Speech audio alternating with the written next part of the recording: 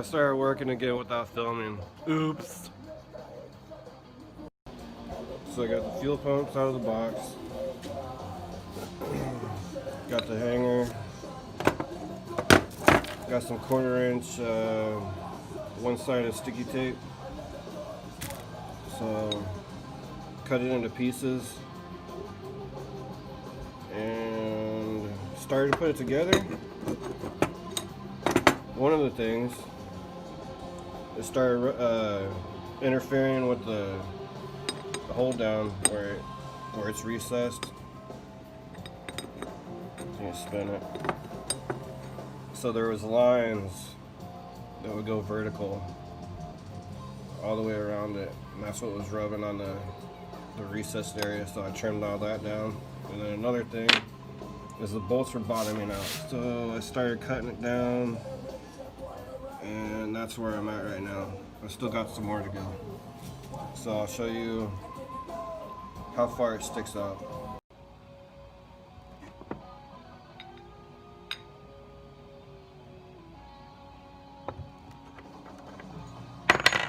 So I'll use the uncut bolt.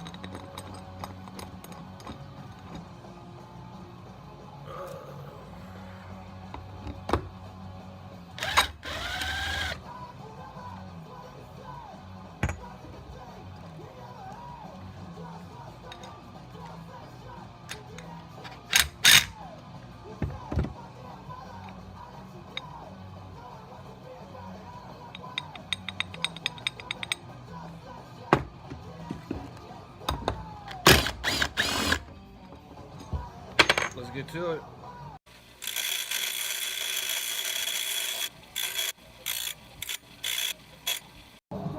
So I got the 8x1.25 die already installed, and I'll clean up the threads. So this is a thread file. Sometimes it's hard to get onto the die after you've cut it down, so I'll use the file. So this side's 125. I got 2.5, 1. I got all the freaking, so it's like standard and metric. You flip it on both sides. It's pretty cool, really handy. You can feel the rust part where it starts to grab.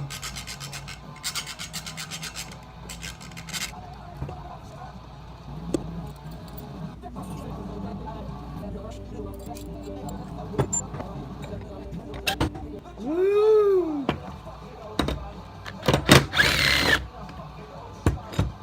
So I'll see what length I need and cut the other one down.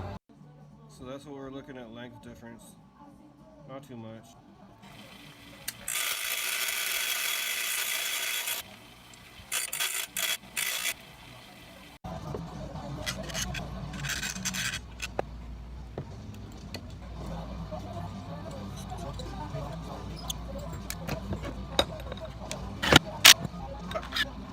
Time to put the pumps in. So I'm going to put the two grounds together, facing each other.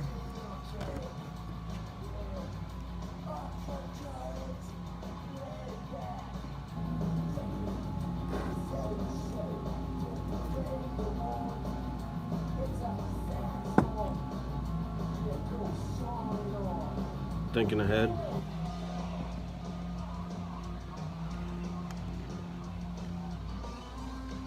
Figured I'd just put the two grounds together, that way it's easier to tie those together and then ground it at the rear. Be like a straight shot.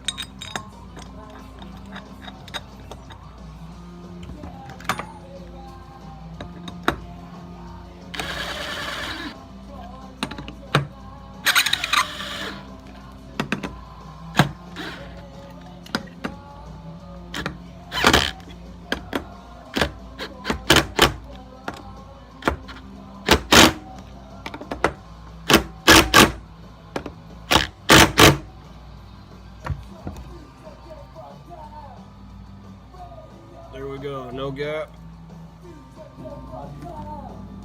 Right here, it's all flush.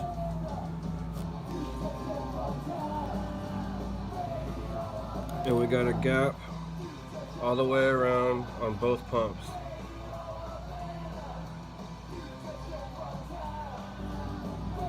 Now I'll be checking these probably after each run or after the dyno session to make sure that the pumps aren't contacting the hanger. And I'll show you my fuel tank I picked up. So I got this from Rock Auto, brand new. Got the sump where it's supposed to be. I hit up a guy in Ehrenberg, which is right next door to Blythe, so he can TIG weld this up. Now I'm gonna clean up all the surfaces around the sump where it needs to be welded. Cut the welder down some time, help him out. Booyah! And then in a couple weeks I'll be ordering the rest of the fuel system. So I did some artwork and a little bit of tic-tac-toe. So here's let's see. This is from Full Race with the fuel sump that I got, and these are their destructions. So we got sump rear, which would be the rear. So I took this, blew it up. Let's see here. Figured out the measurements that I need.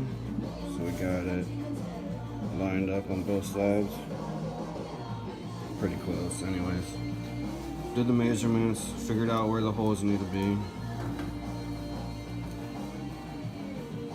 And then here's the top portion, which will be this one and that one. So I need to drill those out with the hole saw. It's going to be 1 inch, and I got some high temp wheel bearing grease, so I'm going to put that on under the drill bit and the hole saw so I don't get any metal in the fuel tank. And I also forgot about these bits. These are from my buddy Steve. He got me these starter bolts and radiator support for that goes on the traction bar. I'll show you the starter bolts that I got in there.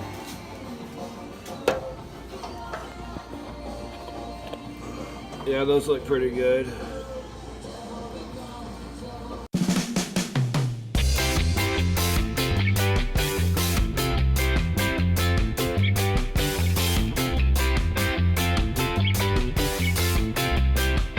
Well, that went well. Video cut off, I don't know why. Anyways, got it all cleaned up.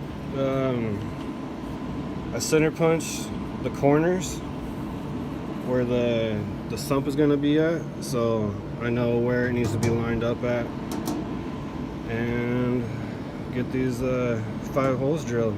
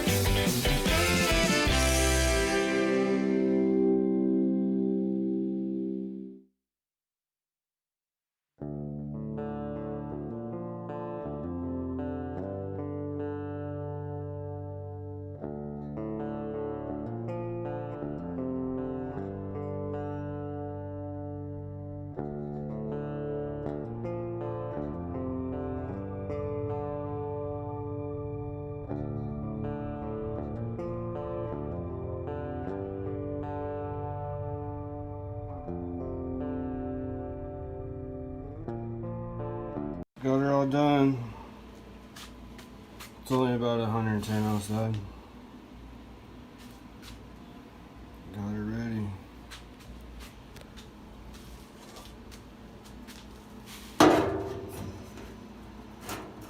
Bada bing, bada boom.